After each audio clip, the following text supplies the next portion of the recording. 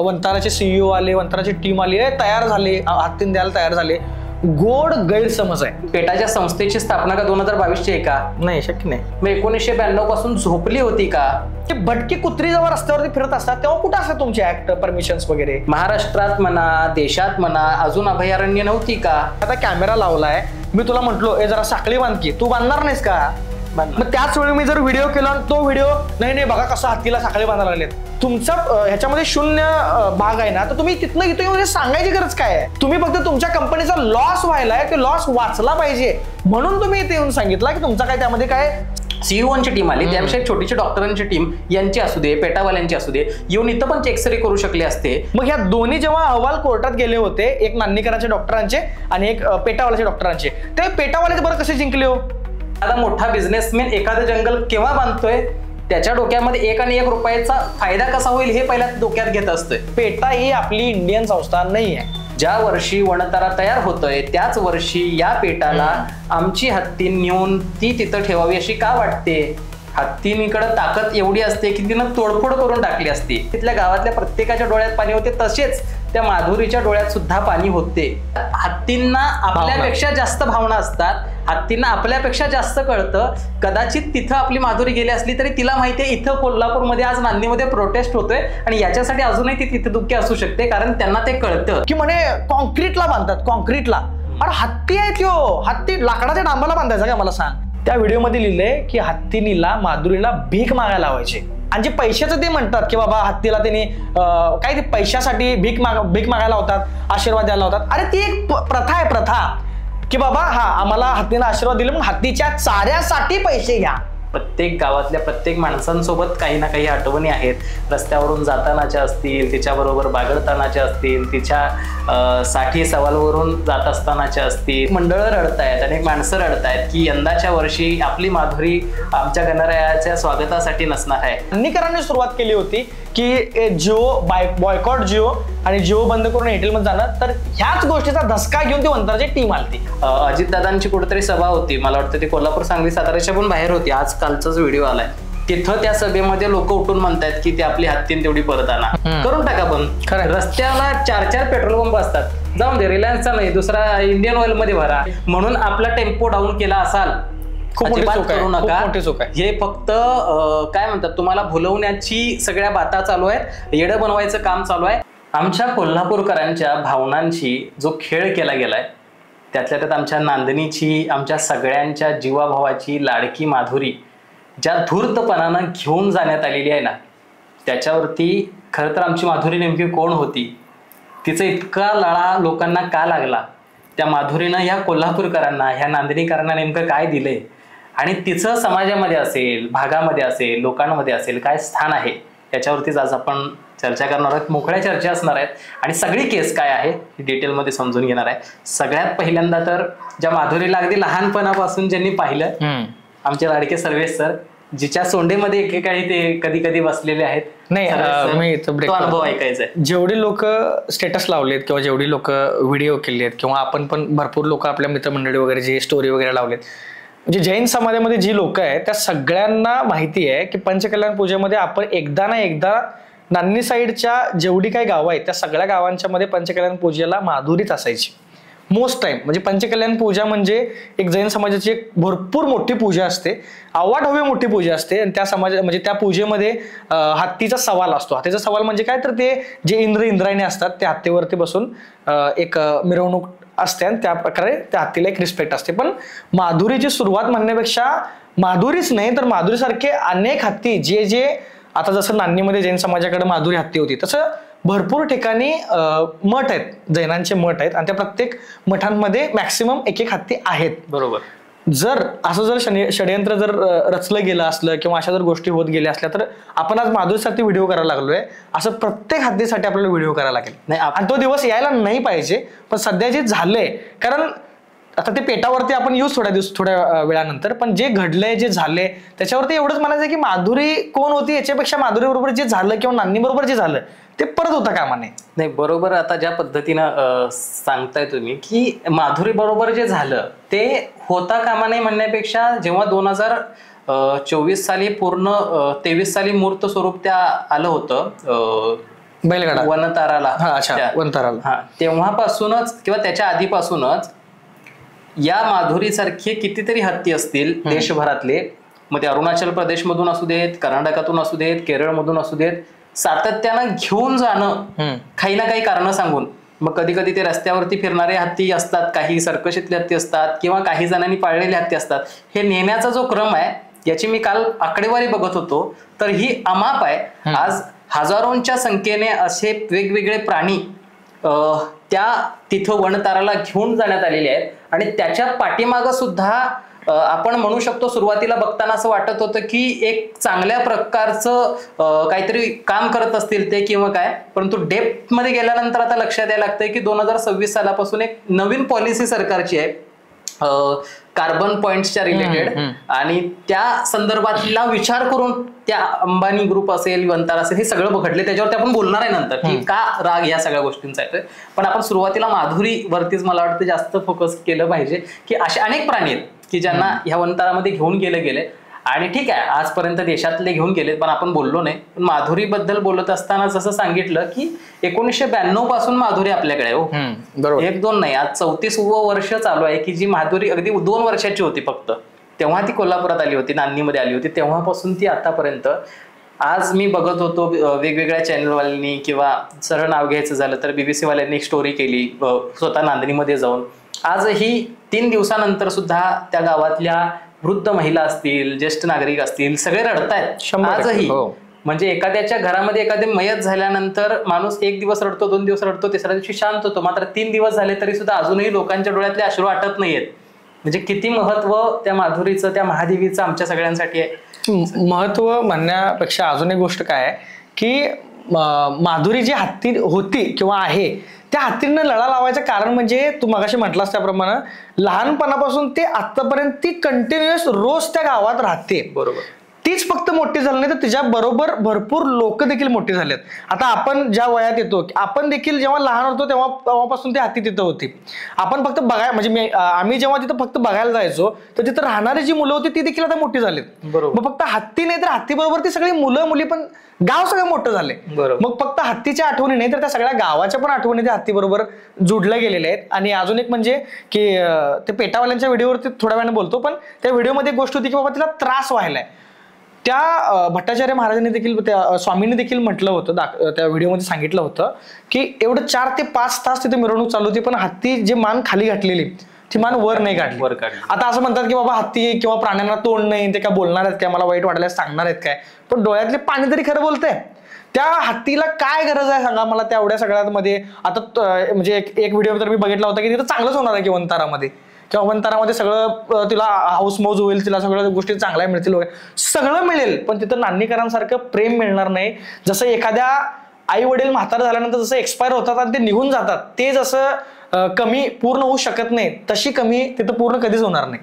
कारण हत्ती तिथे गेली, ठीक आहे, तिला आपल्याकडे जेवढ्या सुखसुविधा मिळणार आहेत कदाचित त्याच्यापेक्षा चांगल्या सुखसुविधा मिळतील, त्यात काय वाद नाही, मिळली पण असतील. पण जसं मी मगाशी म्हटलं की एखाद्या आपल्या घरातले आई वडील जेव्हा एक्सपायर होतात ती जसं कमी पूर्ण होत नाही, तशीच नांदणी गावातली ही जी हत्ती तिकडे गेली आहे तिची कमी कधीच पूर्ण होणार नाही. आणि तुम्ही लहानपणाचं जी गोष्ट बोलला तर ती रोज डेली तिच्याबरोबर जो चाचा आहे, त्याला चाचा म्हणतात सगळेजण, जे हत्ती चालवतो तो चाचा, त्या चाच्याला कधीही तुम्ही जाऊन बघा, त्या चाच्याला सगळेजण विचारतायत, त्या चाच्याच्या चेहऱ्यावरती एक स्माईल नाहीये. एवढे लोक जाऊन व्हिडिओ करतायत, एवढी लोक जाऊन त्याच्याबरोबर बोलतायत.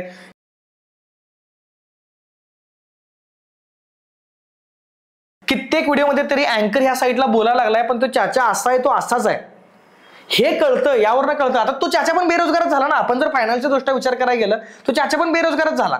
पण ज्यावेळी तो हत्तीने जी माधुरी होती, लहानपणाचा विषय, ते जेव्हा गल्लीतनं फिरायची किंवा बाजारातनं फिरायची, एवढ्या गर्दीच्या ठिकाणातनं तो हत्ती खुली असायची, खुली, तिला ना साखळी असायची ना काय असायची. मग तिच्यापासून एवढा धोका होताच किंवा तिच्यापासून काय प्रॉब्लेम होता किंवा त्याला त्रास जर होता, तर मग एवढ्या गर्दीत असताना आजपर्यंत त्या हत्तीने बरोबर काय चुकीचं झालं नाही किंवा काय प्रॉब्लेम मोठा झाला नाही. त्या प्रॉब्लेमवरनं हे घेते मी एक गोष्ट क्लिअर करतो की काही वर्षाआधी 2018च्या दरम्यान आपले एक महाराज होते, म्हणजे जैन समाजाचे आमचे एक महाराज होते, भट्टाचार्य महाराज. तर त्या महाराजांच्या बरोबर एक इन्सिडेंट घडला होता की त्या महाराजांना हत्तीनं मारलं अशी एक न्यूज भरपूर जोरात व्हायरल झाली होती.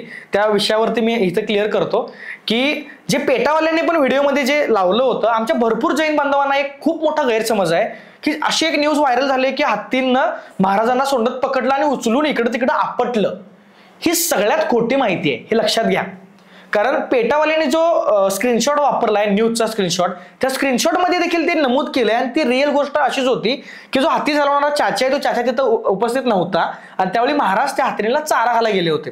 पण ऑब्व्हियसली हत्तीला ते शेवटी हत्ती आहे, तिला कसं ट्रीट करायला पाहिजे किंवा तिच्याबरोबर कसं वागायला पाहिजे ते प्रत्येक माणसाला माहित नाहीये. आणि त्यावेळी ते कदाचित तिचा स्वभाव थोडासा वेगळा असल्यामुळे किंवा तिला चुकीच्या रीतीने चारा दिल्यामुळं हत्तीनं सोंडणं फक्त ढकललं होतं आणि ते ढकलल्यामुळं महाराज जे पडले ते डोक्यावरती पडले आणि डोक्याला दगड लागल्यामुळे, डोक्याला मार लागल्यामुळे महाराजांचा मृत्यू झाला. ही रिअल स्टोरी त्या स्क्रीनशॉट मध्ये देखील ही क्लिअर लिहिलेलं आहे. जर कोणाला पाहिजे असेल ना ते पेटावाल्याच्या इंस्टाग्राम पेजवर जावा. पेटावाल्यांनी त्यांच्या समर्थनार्थ तो स्क्रीनशॉट लावलाय. त्या स्क्रीनशॉटला कॉपी करा, ChatGPT वरती टाका आणि ChatGPT सरळ विचारा की हे काय आहे. तुम्हाला इन डिटेल मराठीमध्ये माहिती मिळेल की नेमकं काय झालं होतं. कारण ती गोष्ट खूप मोठी दाखवायला लागलीत की जैन महाराजांना हत्तीनं उचलून टाकलं, उचलून मारलं, तर ते असं अजिबात नाहीये. हे मला इथं सांगायचं होतं. नाही, बरोबर आहे. आता सगळ्यात महत्वाचं ह्या पेटावाल्यांचा, मला तर कधी कधी पेटा नाव ठेवलंय का चाटा नाव ठेवलंय असं प्रश्न पडतो. कारण तशीच भूमिका आहे त्यांची. कारण आपण जर बघितलं असेल 1992 साली माधुरी आपली महादेवी कोल्हापुरात नांदणीत आली. आज रोजी साधारणपणे बघितलं असेल तर 34 वर्ष झाली. या पेटावाल्यांनी केस कधी केली आहे? 2022 साली. बरोबर. वनतारा ज्या वेळेला पूर्ण तयार होणार होतं, ज्या वर्षी तयार होणार होतं त्या वर्षी यांनी केस टाकली. ते पण कशासाठी? माधुरी हत्ती अशा पद्धतीने तिथं तिच्या शरीराला धोका आहे, तिला काहीतरी आजारपण आहे, तिला तिथं व्यवस्थित ट्रीट होत नाहीये, तिच्यापासून लोकांना धोका आहे, म्हणून त्यांनी 2022 साली टाकली. पेटाच्या संस्थेची स्थापना का 2022 आहे का? नाही, शक्य नाही. पेटा ही ऍक्च्युअली बाहेरची कंपनी. तरी वर्ष झालं ही संस्था आहे कार्यरत. ही ज्या वेगवेगळ्या जनावरांसाठी वगैरे काम करते. मग 1992 पासून झोपली होती का? खरंय. महाराष्ट्रात म्हणा, देशात म्हणा, अजून अभयारण्य नव्हती का? ज्या वर्षी वनतारा तयार होतोय त्याच वर्षी या पेटाला आमची हत्ती नेऊन ती तिथं ठेवावी अशी का वाटते? जो GR आला किंवा जो निकाल आला त्या निकालामध्ये सुद्धा महाराष्ट्रात अभयारण्य नव्हती का? बाजूलाच आता आम्ही जिथं आहोत इथनं अगदी 4-5 किलोमीटरच्या अंतरावरती कर्नाटक चालू होतं, 3 ते 4 किलोमीटरच्या अंतरावरती. मग अशा वेळेला बाजूला आमच्या कर्नाटकात सुद्धा आमच्या हत्तीने ठेवण्यासाठी कितीतरी चांगली अभयारण्य आहेत.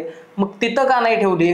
इथनं नाही म्हटलं तरी 18-20 तासाचा प्रवास करून तिला त्या गुजरातच्या जामनगरमध्ये न्यायची काय गरज होती?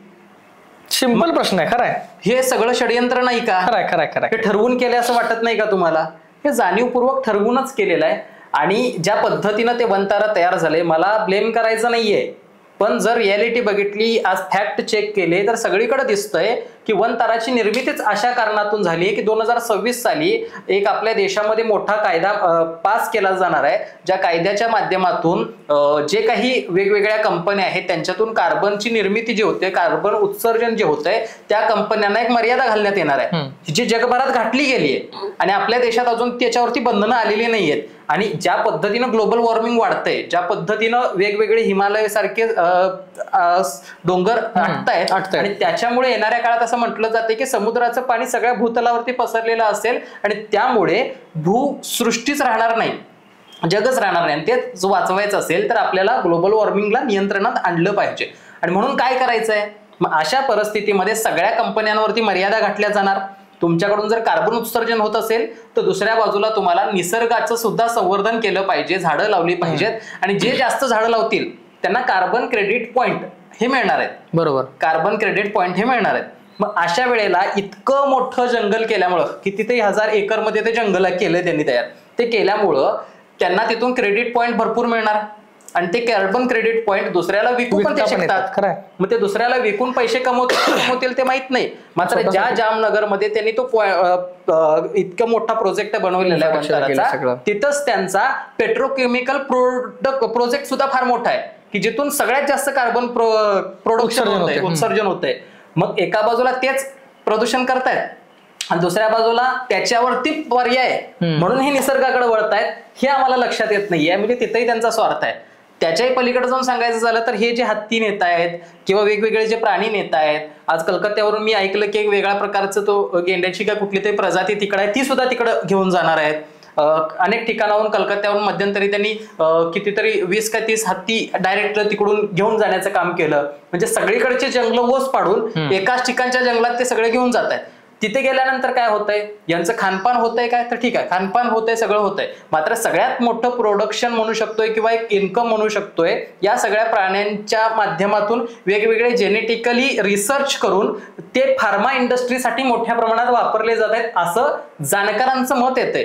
आणि त्याच्यातून मोठ्या प्रमाणात पैशाची निर्मिती होतीये, प्राण्यांच्या अवशेषांमधून मोठ्या प्रमाणात निर्मिती होतीये. आज बघतोय आपण जंगलामध्ये वगैरे हत्तींच्या संदर्भानं जे अटॅक होतात, कशासाठी, फक्त त्यांच्या दातांसाठी हत्तींवरती अटॅक होतात. आपण अनेक सिनेमांमध्ये बघितलं असेल का, साऊथ मध्ये वगैरे, तर त्या हत्तींच्या दातांना सुद्धा अतिशय प्रचंड मागणी आहे.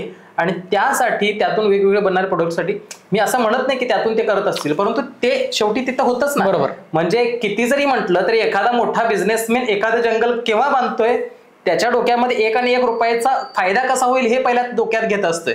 अशा परिस्थितीत बनवलं असेल तर ते त्यांच्याच फायद्यासाठी आहे. आणि दुसरी गोष्ट म्हणजे तिथं जे काही मंदिर किंवा ते प्रशासन म्हटलं जाते, मला वाटतं कुठलं तरी तिथलं इस्कॉन किंवा काहीतरी आहे की ज्यांच्या अंतर्गत ते वनतारा चालवलं जातं किंवा काय, तिथं याच्या आधी सुद्धा जे प्राण्यांना दिलेली ट्रीटमेंट आहे ती सुद्धा आक्षेपार्ह आहे असं अनेकांचं मत आहे. तिचे चुकीच्या पद्धतीने ट्रीट केली जाते किंवा योग्य पद्धतीने त्यांना त्या पद्धतीचं संगोपन केलं जात नाहीये. याच्यावरती नेमकं कोण बोलणार, ह्या सगळ्या गोष्टी बाजूला राहू द्या तो. पण मला एक सगळ्यात महत्वाचं, माधुरीला जर त्यांना तिथे गेल्यावर त्यांनी सांगितलं की तिच्या पायाला फ्रॅक्चर होता, तिला तिथं व्यवस्थित नव्हतं, मग एवढी मोठी ॲम्ब्युलन्स घेऊन ते इथं आले, तिला बसवून तिथून तिथं घेऊन गेले. मग त्याच्यापेक्षा एक छोटीशी ती डॉक्टरांची टीम आता जशी आली होती, सीईओची टीम आली, त्यापेक्षा एक छोटीशी डॉक्टरांची टीम यांची असू दे, पेटावाल्यांची असू दे, येऊन इथं पण एक्सरे करू शकले असते, इथं पण तिच्यावरती फूड प्लान करू शकले असते. का नाही केलं? त्यांना काळजी आपल्या माधुरीची नाहीच आहे हो, त्यांना फक्त आणि फक्त त्यांच्या तिथं त्या जंगलामध्ये कशी हत्ती आणता येतील, कशी भरती करता येईल याचीच फक्त काळजी आहे. याच्यासाठी सगळे काम करतात मला असं वाटतंय. आणि वनतारा बद्दल जर महत्वाचं जर बोलायचं म्हटलं ना, तर वनतारा आधी ऐकलेलं की ठीक आहे चांगला आहे जामनगरला वगैरे वगैरे. मगाचा तुझा पहिला मुद्दाच मला सगळ्यात महत्वाचा तोच वाटतोय की जर एखादी गोष्ट इथं खराब व्हायला लागली असं वाटतंय, तर ह्या गोष्टीचं जर रिझल्ट किंवा चांगलं करण्यासाठी ते जवळपास जर एखादी गोष्ट उपलब्ध आहे तिथं नेणं सगळ्यात बेस्ट, लांब नेण्यापेक्षा. जे मगाशी अभयारण्य असं तू बोललास की आपल्या शेजारी अभयारण्य एवढी चांगली आहेत तर तिथं करा ना. आणि अजून एक म्हणजे आता भरपूर मोठी न्यूज करायला लागलीत की बाबा वनताराचे सीईओ आले, वनताराची टीम आली आहे, तयार झाले, हत्तीन द्यायला तयार झाले. गोड गैरसमज आहे. तुम्हाला क्लिअर सांगतो, आता ठीक आहे राजकारणाचं कोणाचं मी नाव नाही घेणार, मी तेवढा मोठा नाही पण ऍक्च्युली, पण जे सगळे राजकारणी लोक आपले आले होते, त्यानंतर सीईओ टीम आली होती, आपले स्वामीजी गेले होते, नानीचे मोठे मोठे लोक गेले होते, जी मिटिंग झाली त्या मिटिंगच्या नंतर नेमकं रिझल्ट काय आला तर काहीच नाही आला. खरं बघायला गेलं तर जिथं होतं तिथंच विषय आहे.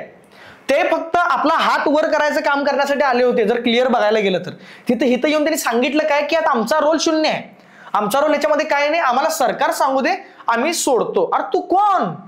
मला मुळात म्हणायचं, माझी जरा लँग्वेज चेंज झालं तर मला माफ करा, मला मुळात एवढंच म्हणायचं आहे की जर तुमचा ह्याच्यामध्ये 0 भाग आहे ना, तर तुम्ही तिथनं इथं येऊन सांगायची गरज काय आहे?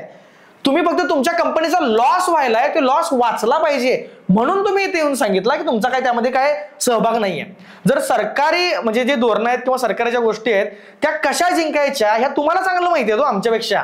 तुम्ही आम्हाला येऊन सांगताय की सरकार सांगू दे आम्ही सोडतो हत्ती, त्याच्यासाठी आम्ही करतच नाहीये. मुळात आम्ही याचसाठी करतोय की ज्या पद्धतीनं तुम्ही केस जिंकलाय, कशा पद्धतीने जिंकलाय, कशा जिंकलाय, ते डॉक्टरच्या पण मी एका व्हिडिओमध्ये बोललो होतो की डॉक्टरची जी टीम आली होती पेटावाल्यांची, एक साईड डॉक्टरांचा रिपोर्ट, ह्या पेटावाल्यांचा रिपोर्ट होता की नाही त्याच्या पायाचे प्रॉब्लेम आहे, त्याला जखमा आहेत, त्याचं सगळं त्रास आहे.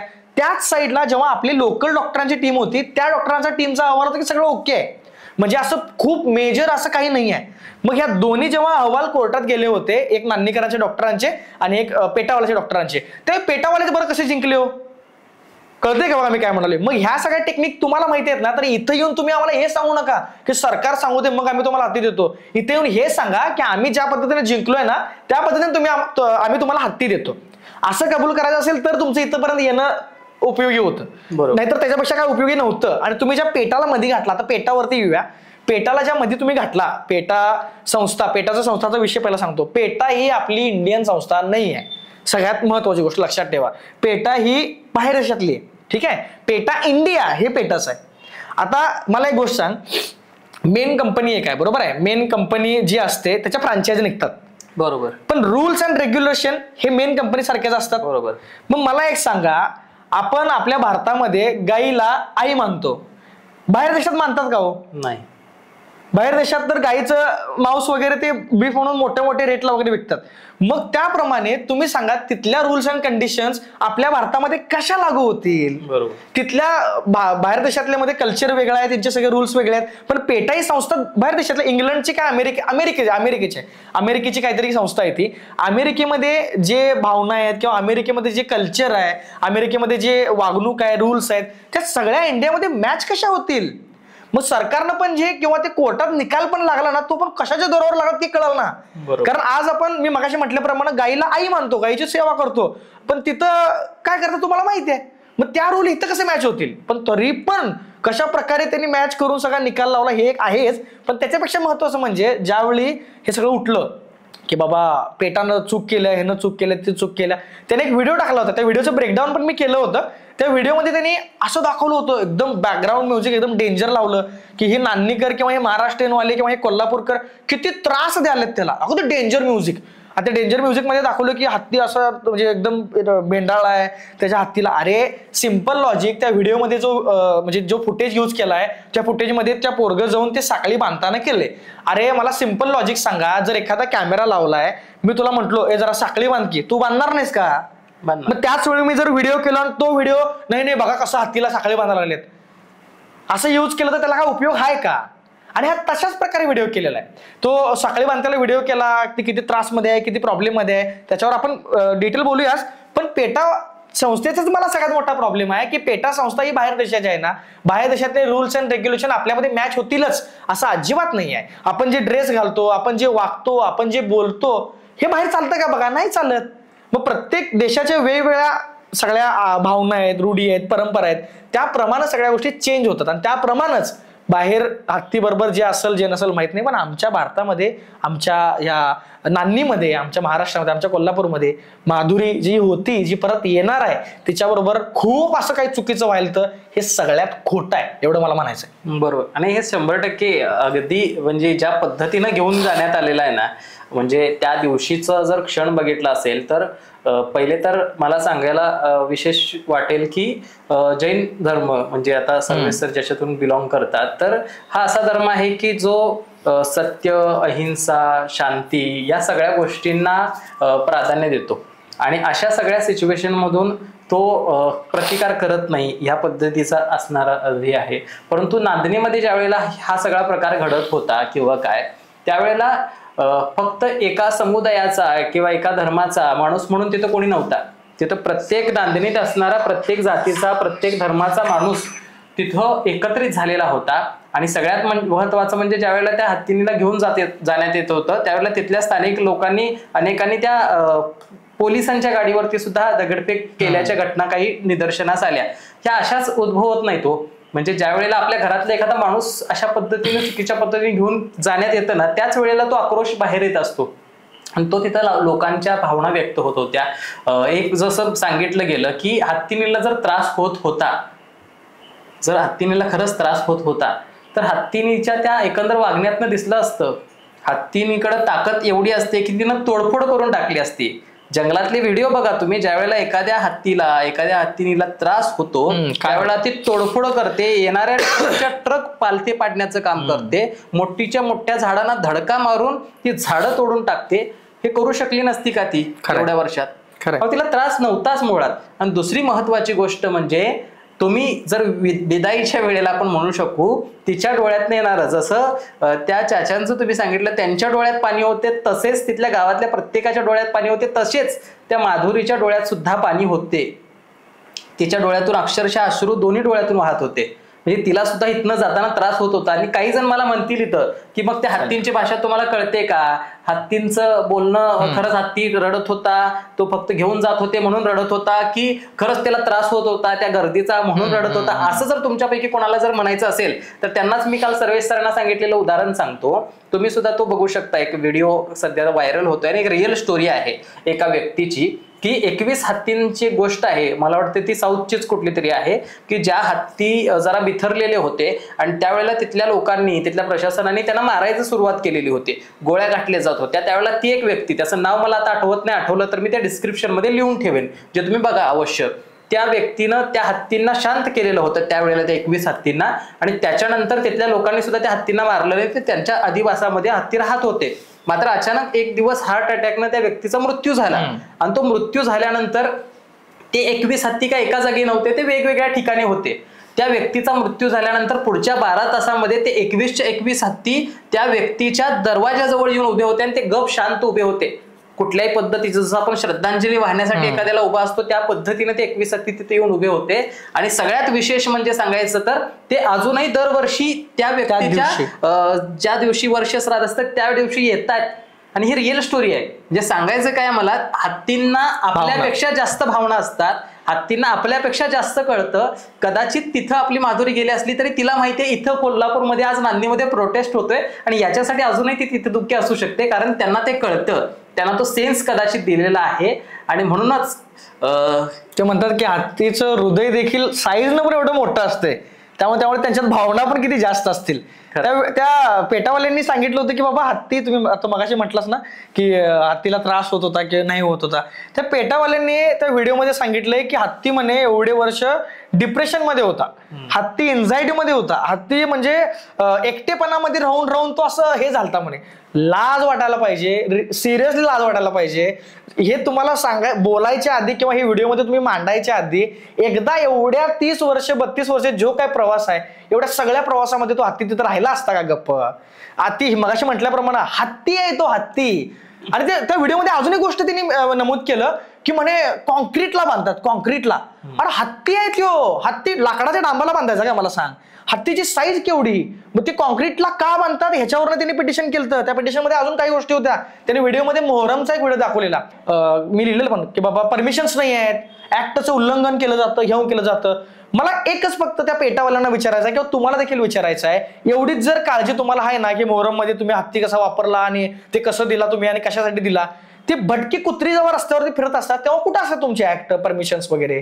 किंवा ते जनावरांचं तुम्ही कित्येक बघितलं असाल, हे गाडीने उडवलं जातं, जोरात स्पीडमध्ये येतात हायवेवरती 4-4, 5-5 तास ती गाई तशीच उभी असते, पण तिला कोण बघत नाही, कोण हे करत नाही, ते करत नाही. मग तेव्हा कुठे ऍक्ट जाते? किंवा पेटा ही संस्था अॅनिमल ते काय म्हणतात संवर्धन करण्यासाठी आहे ना, मग अॅनिमल मध्ये गाई म्हशी येत नाहीत का किंवा कुत्री येत नाहीत का? अॅनिमल मध्ये फक्त हत्तीच येतात का, घोडेच येतात का?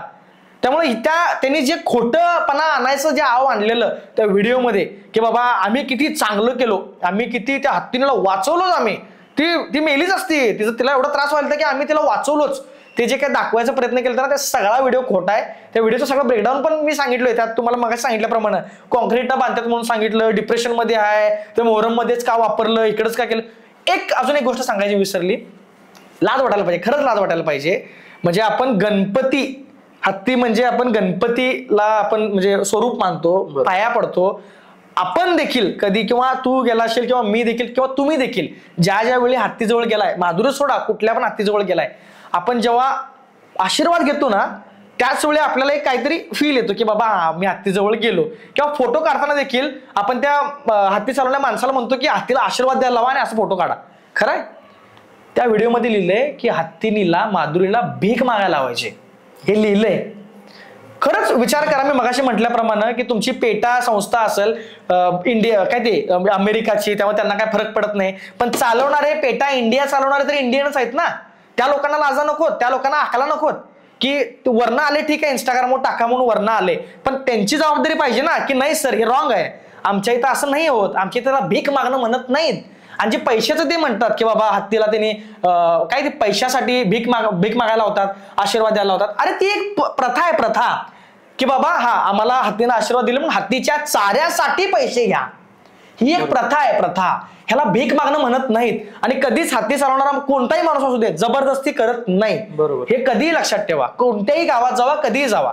पण ते जे त्यांनी नमूद केलं ना इथं, मला ते क्लिअर करायचं आहे की हत्ती जेव्हा आशीर्वाद देतो एखाद्या माणसाला, तेव्हा आशीर्वाद दिलाच गणपती बाप्पा हे घे, तुझ्या चाऱ्यासाठी पैसे घे, असं देणं हे कित्येक वर्ष चालत आले. त्यामुळे ह्या गोष्टीला भीक मागणं हे म्हणणं तुम्ही खरोखर, तुम्ही आता ते आमच्या कोल्हापूर भाषेमध्ये तोंडात घाणघाण शिव्या येतात, पण खरंच हे किती लाजिरवाणी गोष्ट आहे. खरंच लाजा वाटल्या पाहिजेत. भले त्या अमेरिकावाल्याला कळत नाही, पण जी लोक चालवतात ना पेटा इंडिया, जे पेज चालवत आहेत, तुम्हा लोकांना आला पाहिजे, तुम्हा लोकांना लाजा वाटल्या पाहिजेत की तुम्ही काय शेअर करताय. या सगळ्या गोष्टी आहेत. आता काय या सगळ्या संदर्भानं बोलेल तेवढं कमीच आहे. फक्त शेवटी मागणी कोल्हापूरकरांची हीच आहे की आम्ही हाताच्या फोडाप्रमाणे आमच्या माधुरीला लहानपणापासून जपलंय आणि तिला पुढेही जपायचं आहे.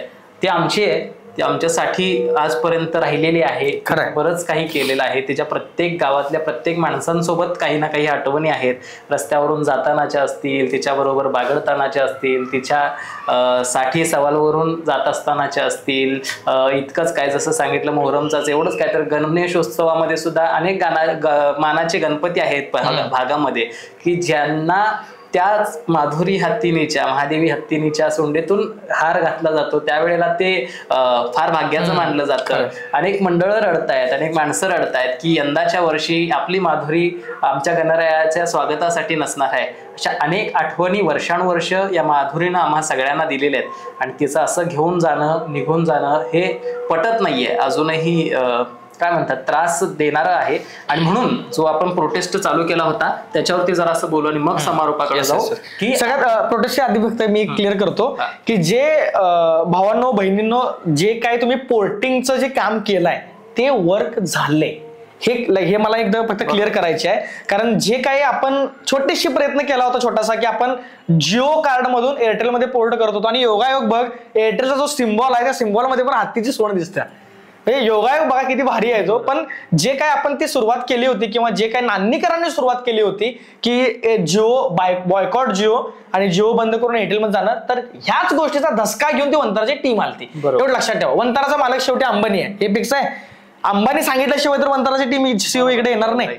त्यामुळे हे लक्षात ठेवा, ती जी गोष्ट तुम्ही केलाय, आपण जी केली आहे, मी स्वतः केलंय, ती जी गोष्ट केली आहे ती खरोखर वर्क घडल्या. त्यामुळे ह्याची सुरुवात ज्यांनी कोणी केली असेल त्याला खरंच सॅल्यूट आहे.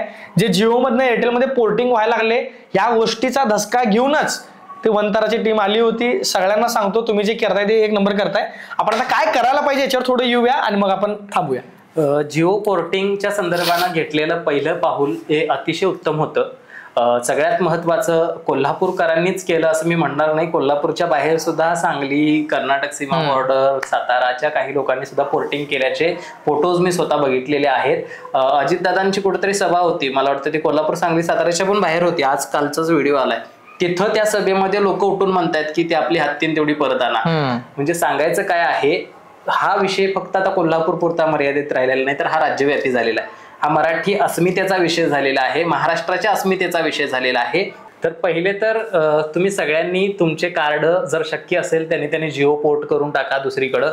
मग ते कुठल्याही कंपनीत जा तुम्ही. मी ठराविक म्हणत नाही, एअरटेलचं नाव घेणार नाही, वोडाफोनचं किंवा अजून BSNL असेल, वेगवेगळ्या अनेक कंपन्या आहेत.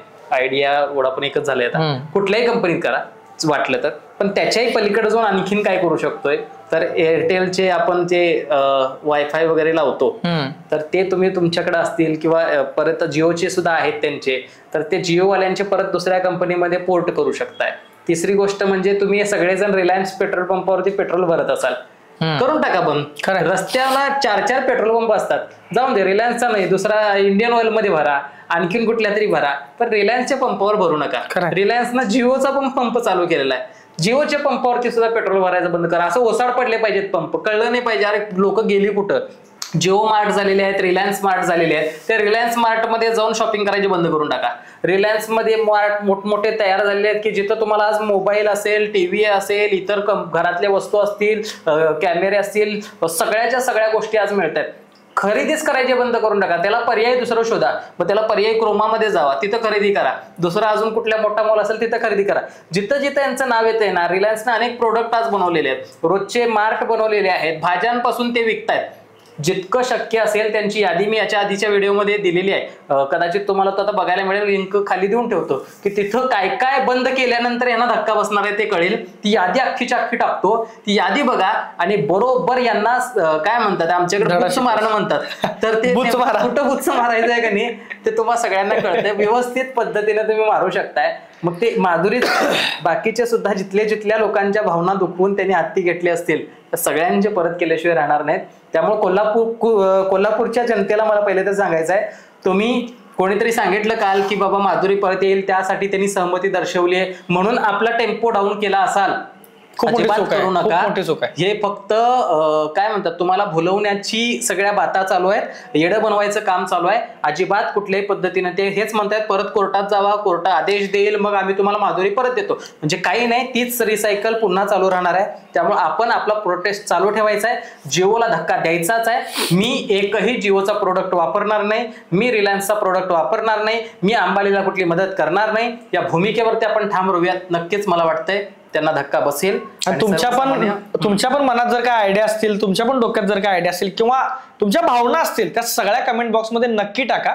आपण त्याच्यावर पण काय बोलायचं असेल किंवा तुम्हाला जर काही शंका असतील जे की आम्हाला माहित असेल ते 100% आम्ही सांगायचा प्रयत्न करणार. तुम्ही कमेंट बॉक्समध्ये तुमच्या ज्या काय भावना आहेत, तुम्हाला जे काय माहिती आहे ते सगळ्या दोन भावांच्या चॅनल असं लक्षात ठेवा. इथं काही कोण खूप मोठे इन्फ्लुएन्सर असा काय आम्ही अजिबात नाही आहे. आम्ही क्रिएटर आहोत आणि आम्ही क्रिएटर म्हणून ज्या मुद्द्यावरती बोललं पाहिजे त्याच मुद्द्यावरती बोलतोय. त्यामुळे 100% कमेंट बॉक्समध्ये तुम्हाला जे वाटतं जे मनाला येईल ते 100% टाकायला विसरू नका. आणि एक शेवटला मला सगळ्यांना सांगणं असणार आहे की आम्ही जो आवाज उचलतोय, आता मी जे बोललो समथिंग असं म्हटलं जाईल की रिलायन्स वाले, जिओ वाले आमच्या प्रोडक्शनवरती मर्यादा घालण्याच्या संदर्भाने हे बोलतायत किंवा काय, म्हणून उद्या भविष्यात जाऊन त्यांनी माधुरीवरती केस टाकली तशी इकडेही टाकण्याचा प्रयत्न करतील. कारण प्रोटेस्ट जे चालू आहे, ज्या पद्धतीनं बॅनच्या संदर्भाने आपण सगळ्यांनी मोहीम हातात घेतली आहे, ज्या पद्धतीने आपण बॉयकॉट करतोय, आपण बोलतोय, कदाचित त्यांच्या ताकदीपुढं कुठंच लागत नाही. त्यावेळेला तुम्ही सगळ्यांनी या बोलणाऱ्या प्रत्येक माणसासोबत उभं राहिलं पाहिजे, इतकीच भूमिका असणार आहे. बाकी बोलत राहू बेधडक, कारण आपण आहोत शब्दवेडे. सर धन्यवाद.